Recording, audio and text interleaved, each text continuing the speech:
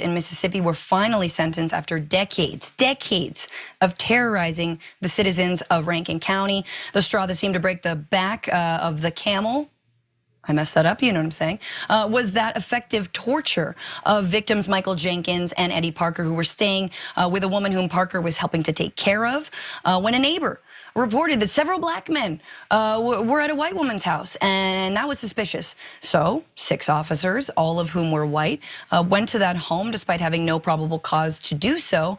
And according to CNN and the accounts of those victims, for almost 2 hours, a squad of white Mississippi law enforcement officers raided a home without warrants, subjected Michael Jenkins and Eddie Parker to racist vitriol, tased them after they'd already been handcuffed, beat them with various objects, and then shot Jenkins in the mouth, leaving him to bleed as they planted a gun on the victims and plotted their cover story.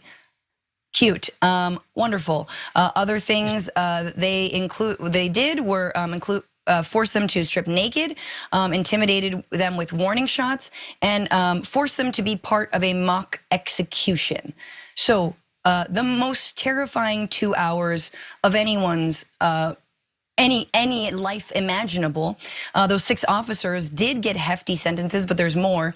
They are Hunter Elward, Christian Dedman, Brett McAlpin, Jeffrey Middleton, Daniel Updike, and Richland police officer Joshua Hatfield. 3 of them, Edland, Middleton, and Updike, were part of that Goon Squad. They named themselves the Goon Squad, and what did the Goon Squad do?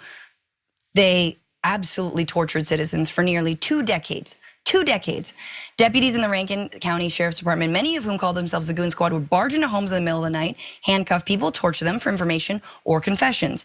In the pursuit of drug arrests, the deputies rammed a stick down one man's throat until he vomited, dripped molten metal onto another man's skin, and held people down and beat them until they were bloody and bruised, according to dozens of people who said they had witnessed or experienced the raids.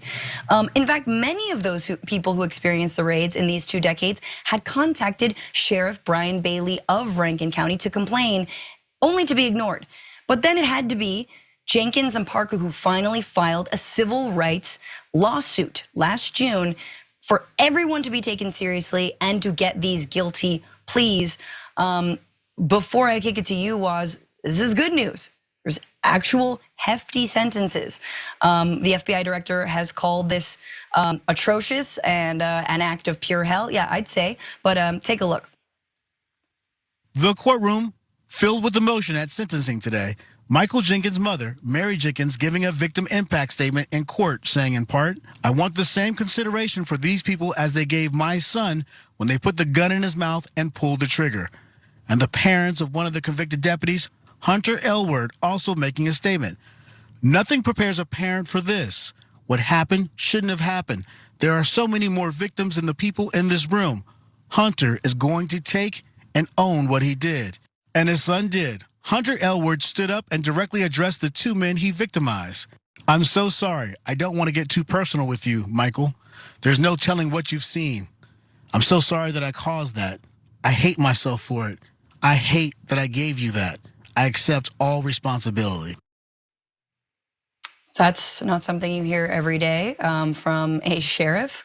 That was Hunter Elward, 31 years old, sentenced to 20 years in by a federal court. Jeffrey Middleton, 46-year-old former sheriff's deputy whom federal prosecutors described as the ringleader of that Goon Squad. He was sentenced to more than 17.5 years on Tuesday.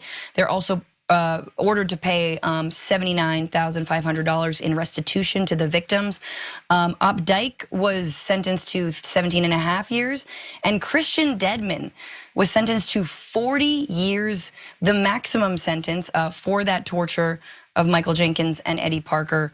Dedman apparently participated in what was countless missions.